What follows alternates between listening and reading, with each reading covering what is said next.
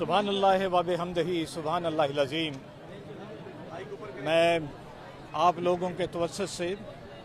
सबसे पहले तो अपने इन जो ग्रैंड हेल्थ अलायंस के क़यादत और यहाँ जो लोग उनके साथ पिछले 4 दिनों से इतनी सख्त गर्मी में अपने और आवाम के बुनियादी हकूक़ के लिए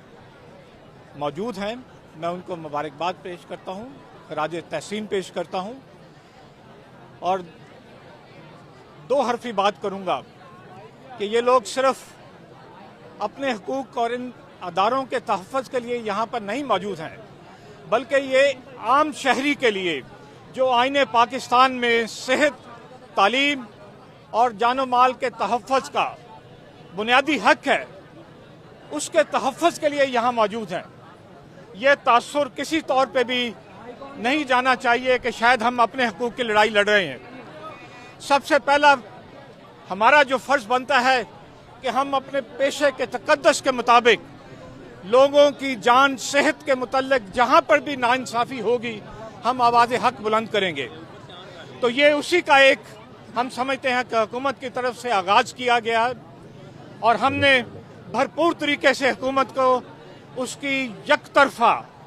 फैसला कुनी और लोगों के हकूक़ छीनने की जो एक कार्रवाई है, काविश है, उसका भरपूर जवाब है। पंजाब की सतह पर मैं आज सर फ़ख्र से बुलंद होते हुए देखता हूँ कि मेरे इन नौजवान दोस्तों ने जिस आसान तरीके से और जिस तरीके कानून और ज़ाब्ते के अंदर रहते हुए अपनी आवाज़ उठाई है, आपने खुद से देखा है कि पिछले 4 दिनों से जिस सिविलाइज तरीके से जितने अच्छे अंदाज से इन लोगों ने अपने मुतालबात को आगे बढ़ाया है, इसकी माजी करीब में कोई मिसाल नहीं मिलती। हुकूमत वक्त को ये प्राइवेटाइजेशन का जो कि इंटरनेशनल दबाव के तहत इनका कोई फैसला हो सकता है और ये माजी में तालीम को प्राइवेटाइज करने का जो एक भयानक और भोंडा एक तरीक़ाकार अख्तियार करके आज इसको सेहत की तरफ लेकर आना चाहती हैं, तो मैं ये कहता हूँ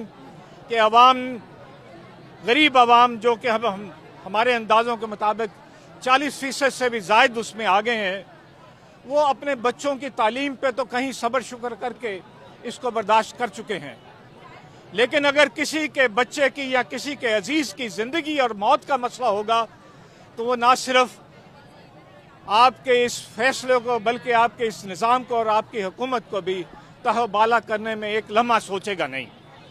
तो मैं ये वार्न करना चाहता हूँ कि अपने इस फैसले से बाज रहें। हम बुनियादी हकूक़ हैं जो अभी सिर्फ सरकारी अस्पताल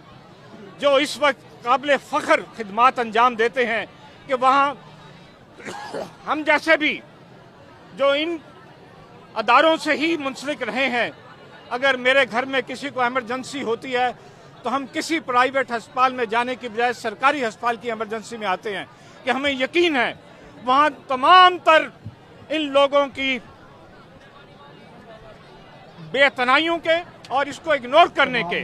अगर जिंदगी कोई उम्मीद बाकी है तो वो सरकारी अस्पतालों की इमरजेंसी में है। आप उस दिन के लिए सोचें जब ये इन सब को बेचकर या प्राइवेटाइज करके अपने ही बंदे कारिंदे ला के, जैसे इन्होंने अभी ये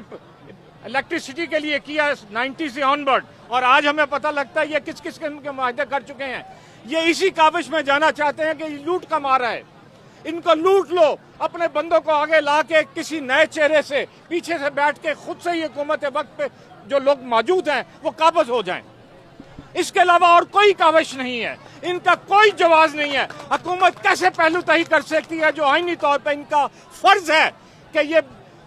सेहत के मामले में, इंसान की जिंदगी के मामले में जिम्मेदार ठहरें और वो सरकारी अस्पतालों को प्राइवेटाइज करके लोगों के हवाले कर दे। ये कैसे मुमकिन है? ये किसी तरह से भी काबिल अमल तजवीज़ नहीं है। हम इसको किसी तौर पर नहीं होने देंगे। इस इतवार को 13 तारीख को अल्हम्दुलिल्लाह हमने मरकज़ी कौंसिल का इजलास बुलाया है। मैं अपने इन दोस्तों को, अपनी इन बहनों को, इन तमाम लोगों को ये रीअश्योर करता हूँ कि हम इनको किसी तौर पर भी तनहा नहीं छोड़ेंगे। हम इनके साथ हैं, हर कदम का इनका हमायत करेंगे, हर हद तक जाएंगे इनकी हमायत में। ये जो भी फैसला करेंगे पाकिस्तान मेडिकल एसोसिएशन इनके साथ होगी और इसको साथ लेके चलेगी।